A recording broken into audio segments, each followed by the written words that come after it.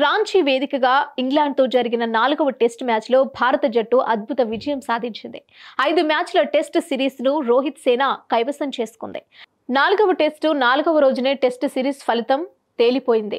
5 వికెట్ల తేడాతో టీమిండియా విజయం సాధించింది. 192 పరుగుల టార్గెట్తో బరిలో దిగిన భారత జట్టు 3వ రోజు ఆట పూర్తయ్యే నాటికి 40 పరుగులు చేసింది.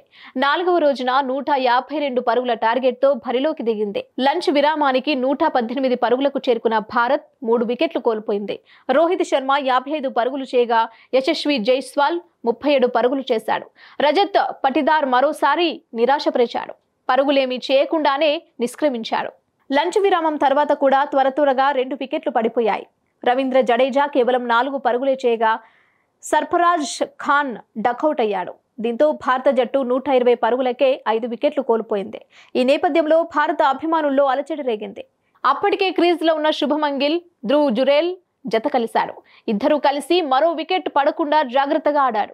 భారత జట్టును విజయ తీరాలకు చేర్చారు. 72 పరుగుల విలువైన భాగస్వామ్యం నెలకొల్పారు.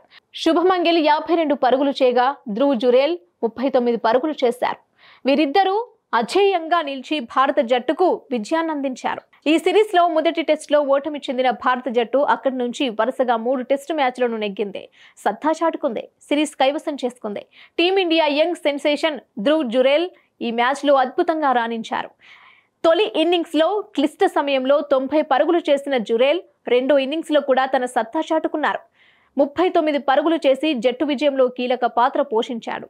సమస్య లేని ఇల్లు ఉండదు, పరిష్కారం లేని సమస్య ఉండదు. బంధాలు గొప్పవి, బాధలు చిన్నవి. మీ సమస్యని మేము పరిష్కరిస్తాం. రండి మాట్లాడుకుందాం.